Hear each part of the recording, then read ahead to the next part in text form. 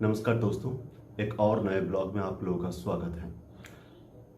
Friends, आज मैं अपने ऑफिस में आया हूँ। जिस कंपनी के बिहाफ में मैं काम करता हूँ उस कंपनी का ऑफिस अलग और ये मेरा पर्सनल ऑफिस है।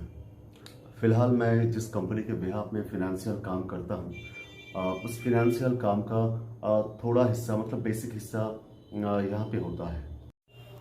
ये मेरा अपना ऑफिस है और यहाँ पे मैं बहुत सारे काम करता हूँ, जैसे कि जो फिनेंशियल मैं काम करता हूँ उसका भी काम होता है यहाँ पर। ये देखिए, ये मेरा सेटअप है। ये कंप्यूटर, ये प्रिंटर, ये सीसी कैमरा और ये इन्वर्टर। बेसिकली ये एक ट्रेनिंग इंस्टीट्यूट है। यहाँ पर मैं सॉफ्ट स्किल और कुछ प्रोफेशनल स्किल का ट्रेनिंग करवाता हूँ। जैसे कि मेडिकल रिप्रेजेंटेटिव का ट्रेनिंग मैं यहाँ पर करवाता हूँ। इसके साथ साथ स्पोकन इंग्लिश का भी ट्रेनिंग करवाता हूँ यहाँ पर। ये जो है ये मेरा ट्रेनिंग रूम है। ये है मेरा ट्रेनिंग रूम और यहाँ पे किताबें, बहुत सारे बुक्स रखे हुए हैं। पीछे जो है वो है स्टोर रूम। ये है सिंहासन जहाँ पे मैं पूजा अर्चना करता हूँ। मैं ट्यूशन से अपनी प्रोफेशन स्टार्ट किया और इंग्लिश पढ़ाता था। जैसे कि इंग्लिश मेरा फेवरेट सब्जेक्ट रहा है और इंग्लिश में मेरा काफ़ी अच्छी पकड़ है। तो स्टूडेंट्स भी बहुत अच्छे खासे होते थे और मैं इंग्लिश उनको पढ़ाता था। और कुछ साल ट्यूशन करने के बाद ये ख्याल आया कि कुछ और करना है। तब मैंने एक प्लेसमेंट इंस्टीट्यूट मतलब प्लेसमेंट सेंटर स्टार्ट किया। कोलकाता बेस्ड जितने सारे कंपनी हैं जहाँ पर रिक्रूटमेंट का काम होता था, उन कंपनी में मैं जाता था और उनके एचआर से विज़िट करता था और एचआर से रिक्रूटमेंट के बारे में मैं बात करता था और मैं कुछ ऐड वगैरह करता था बाय फेसबुक या कुछ पोस्टरिंग वगैरह ऐसा करके मैं जो एस्पिरेंट कैंडिडेट होते थे मैं उनको कलेक्ट करता था या सोर्स करता था। फिर उनको क्या करता था कि मैं कंपनी में भेज देता था, मतलब as per profile as per कैंडिडेचुअल मैं उन कैंडिडेट्स को कंपनी में भेज देता था और वहाँ पे उनका इंटरव्यू होता था। जो काबिल होते थे उनका सिलेक्शन हो जाता था। ये भी कुछ साल तक चला।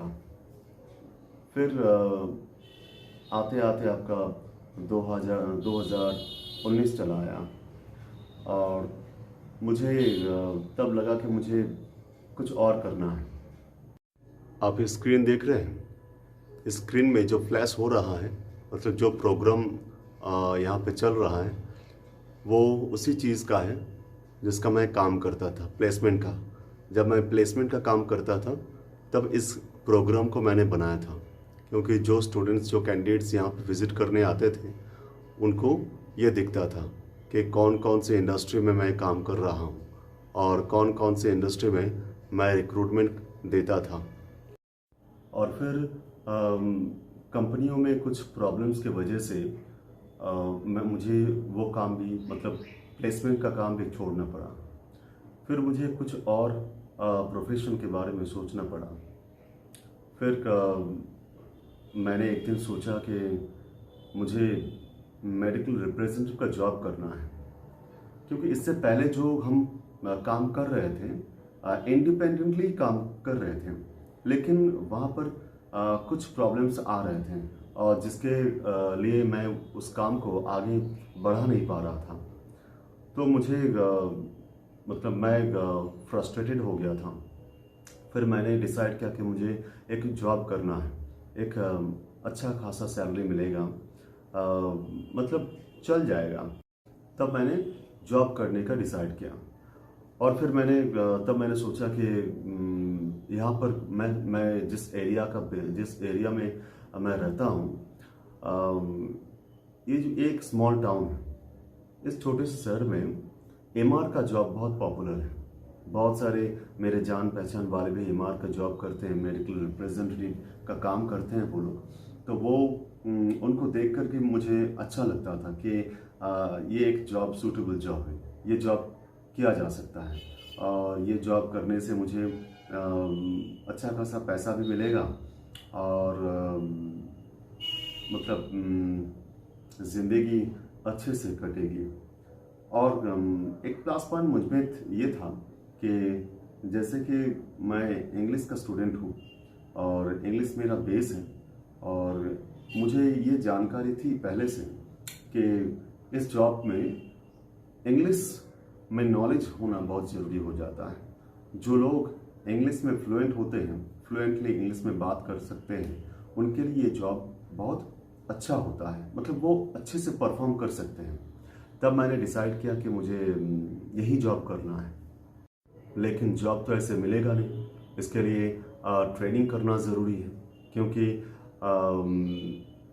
एमआर के मतलब मेडिकल रिप्रेजेंटेटिव का जॉब का कुछ कॉन्सेप्ट होता है जो जिसके बारे में नॉलेज होना बहुत ज़रूरी हो जाता है।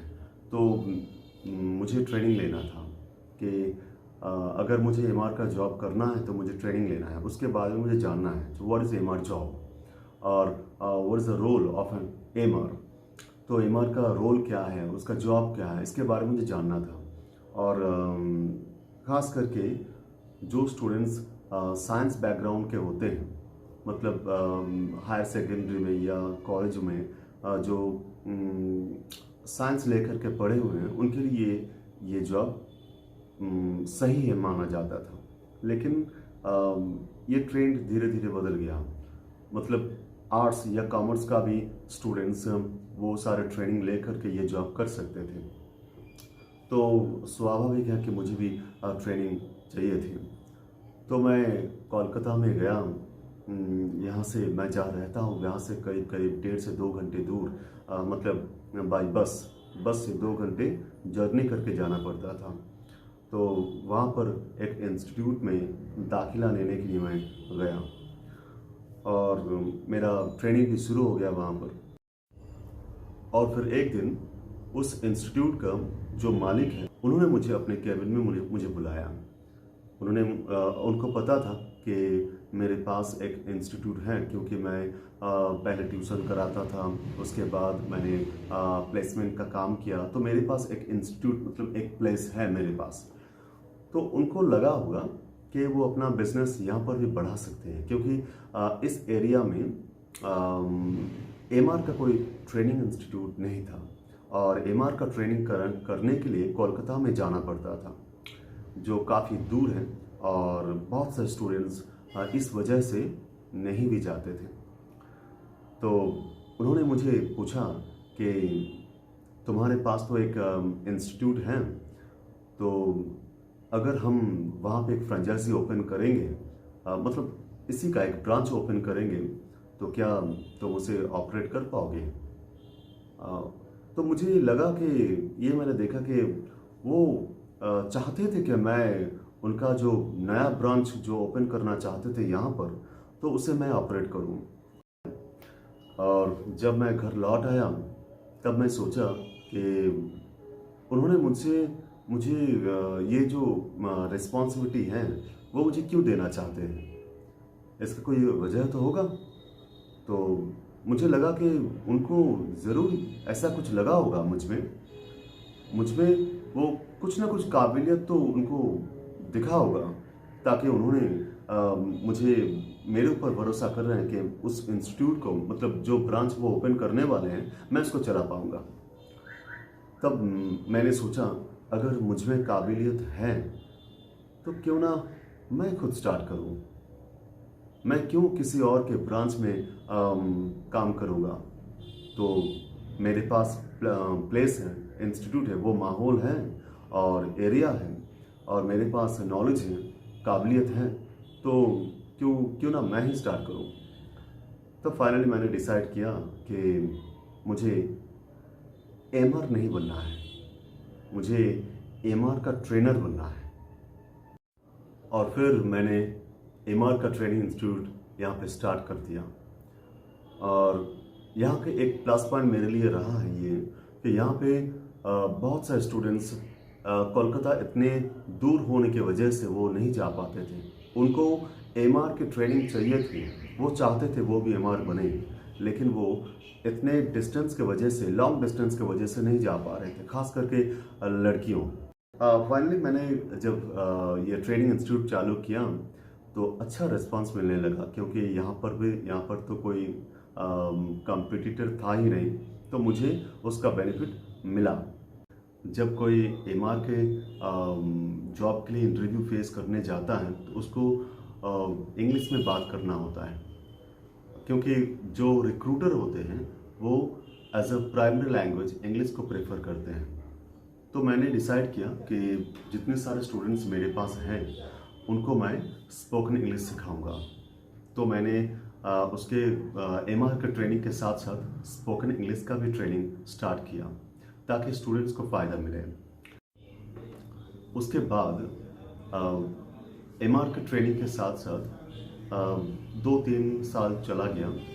फिर मुझे लगा कि कुछ और इसके साथ जोड़ना है, क्योंकि ट्रेनिंग तो एक सर्टेन पीरियड में होता था, वो सुबह में होता था या शाम को होता था, और इन बिटवीन 2 टाइम्स, मतलब ये शाम और सुबह के बीच का जो टाइम है मैं फ्री रहता था। तो मैंने सोचा कि इस टाइम को भी मुझे यूटिलाइज करना है।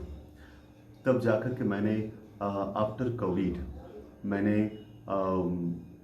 फाइनेंस कंपनी ज्वाइन की, फिनेंशियल काम शुरू किया, और आज मैं फाइनेंस का काम कर रहा हूँ, और उसके साथ साथ मैं ट्रेनिंग का काम भी करा रहा हूँ। दोस्तों, आज के लिए इस ब्लॉग में इतना ही। फिर मिलते हैं नए ब्लॉग में, कुछ और नया बातचीत करेंगे हम। तब तक के लिए बाय बाय।